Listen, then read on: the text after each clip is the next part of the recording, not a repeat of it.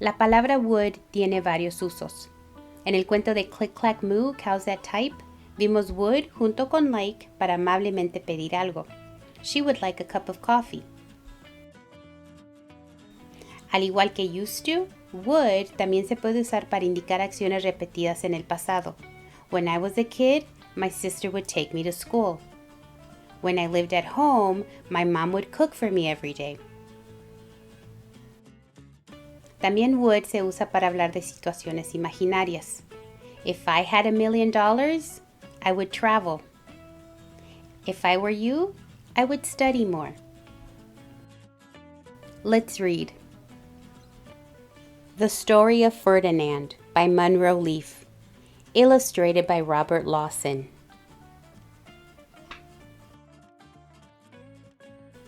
Once upon a time in Spain, there was a little bull, and his name was Ferdinand. All the other little bulls he lived with would run and jump and butt their heads together. But not Ferdinand. He liked to sit just quietly and smell the flowers. He had a favorite spot out in the pasture under a cork tree. It was his favorite tree, and he would sit in its shade all day and smell the flowers. Sometimes his mother, who was a cow, would worry about him. She was afraid he would be lonesome all by himself.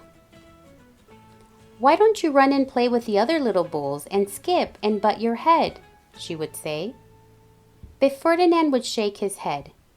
"I like it better here where I can sit just quietly and smell the flowers." His mother saw that he was not lonesome, and because she was an understanding mother, even though she was a cow, she let him just sit there and be happy. As the years went by, Ferdinand grew and grew until he was very big and strong. All the other bulls who had grown up with him in the same pasture would fight each other all day. They would butt each other and stick each other with their horns. What they wanted most of all was to be picked to fight at the bullfights in Madrid. But not Ferdinand. He still liked to sit just quietly under the cork tree and smell the flowers. One day, 5 men came in very funny hats to pick the biggest, fastest, roughest bull to fight in the bullfights in Madrid. All the other bulls ran around snorting and butting, leaping and jumping, so the men would think that they were very, very strong and fierce and pick them.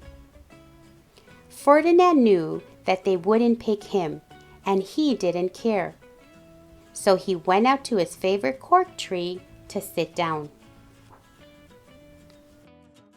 He didn't look where he was sitting, and instead of sitting on the nice cool grass in the shade, he sat on a bumblebee. Well, if you were a bumblebee and a bull sat on you, what would you do? You would sting him. And that is just what this bee did to Ferdinand. Wow, did it hurt! Ferdinand jumped up with a snort. He ran around puffing and snorting, butting and pawing the ground as if he were crazy.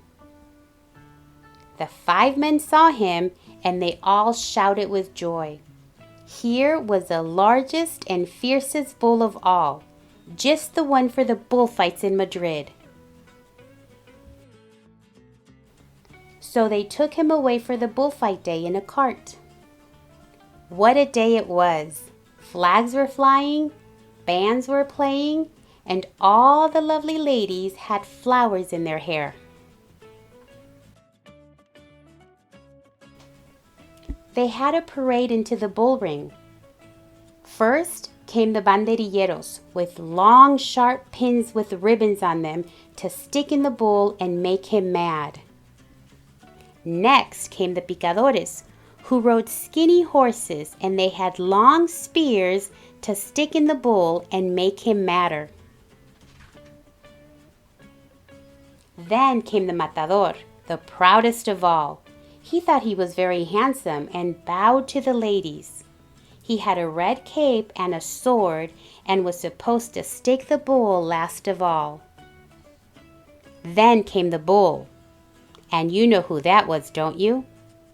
Ferdinand. They called him Ferdinand the Fierce, and all the banderilleros were afraid of him, and the picadores were afraid of him, and the matador was scared stiff. Ferdinand ran to the middle of the ring, and everyone shouted and clapped, because they thought he was going to fight fiercely and butt and snort and stick his horns around. But not Ferdinand. When he got to the middle of the ring, he saw the flowers in all the lovely ladies' hair, and he just sat down quietly and smelled. He wouldn't fight and be fierce no matter what they did. He just sat and smelled. And the banderilleros were mad, and the picadores were madder, and the matador was so mad he cried because he couldn't show off his cape and sword. So they had to take Ferdinand home. And for all I know, he is sitting there still, under his favorite cork tree, smelling the flowers just quietly. He is very happy. The Story of Ferdinand. Ferdinand would sit under a cork tree. The other bulls would run and jump. He would sit and smell the flowers. His mother would worry about him. If you were a bee, you would sting him.